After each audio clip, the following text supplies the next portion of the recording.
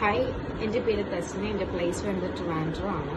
ഞാൻ ഏകദേശം 1 മന്തോളമായി ജോബിന് വേണ്ടിയിട്ടുള്ള സെർച്ചിങ് ആയിരുന്നു. പല അഡ്വർടൈസ്മെൻറ്റും കണ്ടു, കോൺടാക്ട് ചെയ്തു. അതിൻ്റെ റെസ്പോൺസും ഇല്ല. അങ്ങനെയാണ് ഞാൻ കുട്ടികളോട് കൺസൾട്ടൻസിയുമായിട്ട് അപ്രോച്ച് ചെയ്യുന്നത്.